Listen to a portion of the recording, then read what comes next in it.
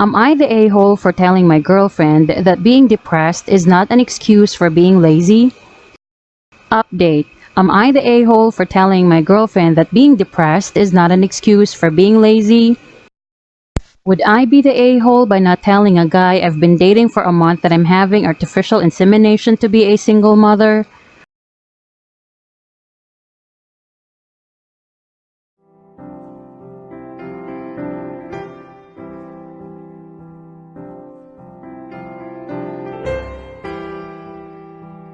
Am I the a-hole for telling my girlfriend that being depressed is not an excuse for being lazy? I, 29, have always supported my girlfriend, 23. We have been together for 4 years now and lived together for 1. She has always had anxiety, as well as depression, where some months are worse than others. I have supported her through all of this and understand it is very hard for her. In January, she lost her job due to the current world circumstances. By March, she hit a low point with not eating as much, crying, irritability, typical traits of depression. I have comforted her as much as possible and taken care of everything. However, at the beginning of June, I was allowed back to work, and since the house has fallen to shambles, I am too tired by the time I come home to do anything, even cook. Most nights we order takeout, and on the rare occasion she makes food. The floors aren't being washed, hoovering isn't being done, laundry is a mountain, and dishes are everywhere. I try to keep on top of it, but with work it is almost impossible. She is home all day. She lies in bed till late afternoon, watches Netflix, eats bowls of cereal and naps. That's about it. I try to gently coax her to do more, and she says she will get to it but never does. I finally snapped, told her I was sick of her doing nothing all day and leaving the housework to me, that if she is here and I am working, she needs to be pulling her weight. She got upset and said that she wants to but she can never find the motivation, that she is tired all the time. I said I understood she was depressed, but it isn't an excuse to do nothing and be lazy. No one likes housework, but I won't take any more excuses about it. She needs to start doing it or leave. Next day, I come home to a clean house and a note from her saying she was sorry and is going to stay with her mother. Her mom helped her clean before they left. I tried calling but she wouldn't pick up. When I rang the house, her mother answered and had a lot to say. She was furious, telling me about how she is struggling and I am making her worse. That I should be supporting her, not ignoring that she is in a bad place, and so on. I was told my GF had been crying all day in her bedroom and I feel awful. I never wanted to hurt her. I just snapped. I tried to get her mother to give my GF the phone but she wouldn't speak to me. It feels like a lose-lose situation. On one hand, I know depression results in lack of motivation and cleanliness, and on the other, I can't stand to see our home in chaos. I've never had depression, so I can't say for sure how bad it truly is. That's why I find it more difficult to 100% empathize. Am I the a-hole for telling her depression isn't an excuse? Depression is a gluttonous beast. When it drains the primary victim to a barely functioning husk of a person, it gets hungry and starts to feed off the energy of those close to the victim. To keep the supply going, it manipulates the victim into, as you said, lose-lose-lose situations, so it can stuff itself on the sadness and distress. I have it. I hate it. I live with it. But it's the hungriest hungry hippo for psychic distress, and it manipulated the perfect situation to not only dig its primary victim deeper, but to chip away at the support system until the main supporter lashes out and build up frustration. This isn't a you versus her cleaning issue as much as it is the issue of everyone here, including her therapist. From your comments, underestimated the depression. It is far more diabolical than people want to admit because it's honestly terrifying. Since the depression is so strong right now, personifying it can be helpful. It's the third player on the 4D emotional chessboard here, manipulating pieces and moves so it can continue to feast merrily. Practical advice. Follow the other commenter's advice to eat your crow while it's fresh and apologize for snapping. It is unfair for you to carry the whole load indefinitely. But empathy and strategy will serve you better here than being right. Go into this with no expectations beyond being able to give a heartfelt apology and say your piece. If things work out, great, and I wish you both the best together. If not, then that's truly unfortunate and I wish you both the best. Coming from a girl who almost ruined her relationship because of her depression and anxiety, she needs to stop relying on you and gain some independence, and she needs to figure out how to do that on her own. I was relying on my boyfriend the first time we lived together, and I just never got better. We almost broke up, but decided to instead no longer live together and basically start over. I moved into my mom's while I looked for my own place, got a roommate, and I got better. It's not that way for everyone, and it's really hard, but if she's relying on you, or anyone else for that matter, then she'll just coast through her depression. Once it becomes a matter of survival, she'll have no choice but to handle it. For me, once I started seeing my accomplishments with zero help, it built my confidence and independence, and made me feel better. My boyfriend and I are now way happier than we've ever been in our relationship, and are looking forward to our future together. Seeing all the YTA comments really disappointed me. She is an adult, she can't just spend her day eating cereal, watching Netflix and doing nothing, and while a lot people will deny this and probably downvote this, sometimes you got to just power through it. She is using her mental illness as an excuse to not do anything. You sound like a great boyfriend, but also should not expect too much from the girlfriend. Op is doing as much as he can, and yes, the girlfriend should contribute, but not a lot. Should talk more with her therapist and do healthy activities with her. Well, depression is very hard, so can't just spend her day doing nothing. Still though, she shouldn't be forced to do much. THEGF sounds very caring and ashamed of herself, and I suggest should consider being more careful with his words. That's about it. Depression is horrible, but I think your girlfriend needs to get herself a better support system in place. It can't all fall to you, because you live with her. For example, her mom could have come over to help her clean once a week for bonding time and support. A friend could come over another day for a coffee and a chat. She could take a walk another day. Even if she doesn't want to, just doing one thing each day, which makes her less isolated in her own head and less dependent on you having to do everything.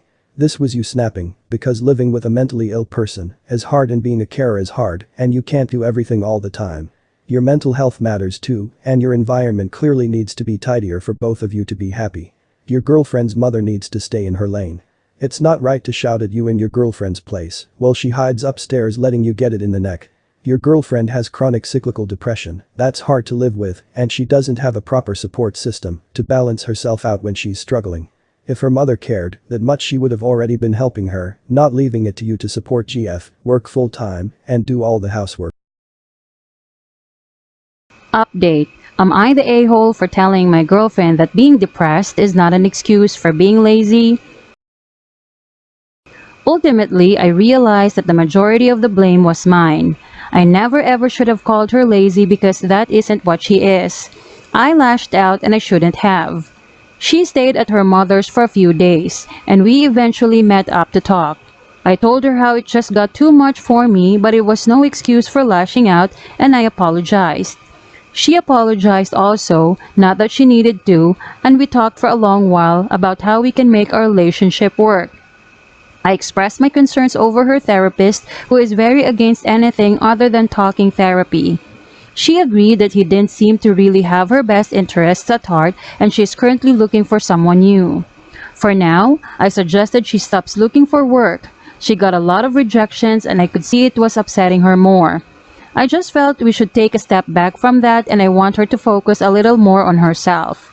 She was unsure, as she felt bad I would be working for both of us, but I assured her it's fine. I make enough to support us both quite comfortably. I also suggested maybe she could volunteer at some point just to get her off and get some more stuff on her resume. I'm no therapist, so these were just suggestions, but it has seemed to have taken some of the pressure off her, which is all I wanted.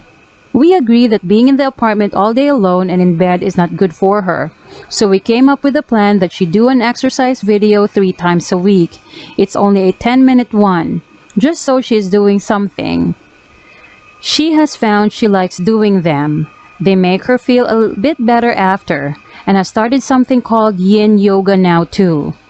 To help me, she has one chore a day too. I don't care what it is. It could be dishes, or it could be just putting the laundry in the hamper. This rule has at least gotten her out of bed for part of the day, and she's found that once she starts, she sometimes ends up doing more than one thing. I make sure to show my appreciation for whatever she has done, no matter how small it was. We have set out that every Sunday we will have a deep cleaning day where we get everything done for the week. This has been surprisingly successful.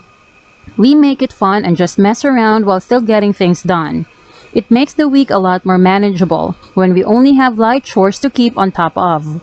She is trying more, and I am also working on being more supportive about her depression. I'm researching it more and learning ways I can help her because it is a part of her. We are both putting more effort in and communicating a lot better. I hope we keep making progress because I do love her very much and wants us to work. NTA I have depression that sometimes feels debilitating, like can't move my finger debilitating. And my partner picks up a lot of my slack when that happens. However, I also know that sometimes making myself do things is the best thing that I can do for myself.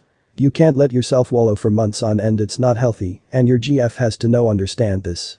If she has a therapist, why aren't they doing anything to help her? It seems like she needs to be on medication if this has been so long ongoing. You're NTA for losing your cool, we're all human and can only take things up to a certain point.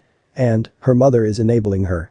If my mother heard that I had been in a deep depression since March, she'd be doing a whole lot more than yelling at my spouse about it. It sounds like your GF may need to look into getting a new therapist, or if she's not telling the therapist what is going on, then that's a whole other issue. I would talk with the mother and explain fully what has been going on. Maybe she hasn't gotten the whole story. I have depression and anxiety. It's hard to deal with it. I often have a hard time cleaning up after myself, which worsens during low times. I understand her lack of motivation. But you have the right to want to come home to a clean home. Working full-time and taking care of a house without any help is hard. To me, it sounds like her moving back in with her mother came from more of an anxiety standpoint. My anxiety is significantly worse than my depression, and whenever my boyfriend even gets slightly annoyed at me, I go completely out of my way to overcompensate. Example, I spent the night at his house one night and my dog threw up on his bed. I felt so bad, and in addition to cleaning his bedding really well, I went out and bought him new sheets and a blanket. He never asked for new sheets, just asked that I clean the puke off his comforter. I also cleaned his whole room. This might be what is going on here, but that's just speaking from my personal experience. The whole situation sucks. Nah, my dude, when she's ready, just ask what she needs from you. Mental health issues are hard to live for everyone involved. Being exhausted after work also isn't an excuse to make your depressed girlfriend feel like she's the only one that's responsible for the mess. Do you even understand how exhausting it is to be depressed and anxious? How you can spend hours trying to force yourself to get up and do normal things? How you go over every step you need to make to do things over and over until it drives you to frustration and further exhaustion? How it affects your body to the point of dropping things and knocking things over when you try to clean or do anything? How that leads to bigger messes and problems? How the only thing that feels safe to do is lay in your bed and sleep? How it makes you doubt yourself and everything you do? How frustrating it is when people assume you're just being lazy and need to just get over it. YTA. Would I be the a-hole by not telling a guy I've been dating for a month that I'm having artificial insemination to be a single mother? Prior to lockdown, I decided to be a single mother by choice. The journey to accepting this has taken 2 years and included counseling and a very thorough plan to ensure I could do this alone. I was happy with my decision, and I was at a good place in life where I realized my desire to be a mother was stronger than looking for a partner, which may or may not happen, and with my fertility declining, I chose to go down this path as a solo woman. Right before I was due to have artificial insemination with donor sperm, the pandemic hit and treatments were canceled. There was no timeline for when things may reopen. For a few days, I was devastated. I was so mentally prepared for this. And then I picked myself up and decided to park my plan. After all, I didn't have a choice.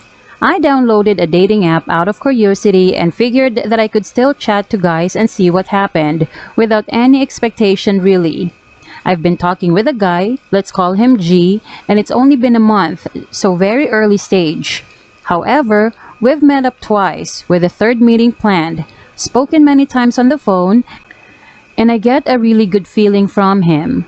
For the first time in years, quite frankly, I feel emotionally connected with a man, and it feels completely natural and promising. During this time, my clinic called me to say they have had approval to open, and do I wish to go ahead this month with my treatment. I want to be a mother more than ever, so I said yes, and I'm now on medication with my appointment set for next week. While there's no guarantee I'll get pregnant on the first go, I have a conflict in mind about informing G of my plan. On the one hand, it's at such an early stage of our romance without yet being anything committed that I feel like I'm bringing something up prematurely. On the other hand, I wonder what may happen as time goes on. Am I just delaying the inevitable? Is it deceptive of me not to inform him of something so fundamental in my life? A friend told me that I'd sabotage a potential relationship with him by telling him of this plan right now, and that a man who is really into me will accept me even if I'm pregnant, and that more time is needed for him to really get to know me. But in my mind, I'm wondering if it will piss him off by suddenly saying, "Hey, I'm pregnant by the way." We've spoken loosely about wanting kids in the future, so I know he'd like a family, but it was a brief passing moment. I'm also not willing to wait to get into a long-term relationship, and we are far too early on to be thinking about a family together. Would I be the a-hole by keeping quiet about the plan for now? AITA. And I'll confess I failed to find the logic in dating while pregnant unless, of course, you're 100% dad shopping. Because whomever you date, if you ever want something seriously, will become the child's dad. So if you're searching for the father you need to be upfront. This is pretty straightforward. He has the right to know what he's getting into. Edit if you honestly believe that you can keep a baby and a committed relationship in separate compartments, then I'm really confused. You cannot be raising a child and on the side have a full-fledged relationship. Obviously you could do casual and make sure kid never meets him, ever break up and move on to the next, etc. So if casual, sure, but you still need to disclose.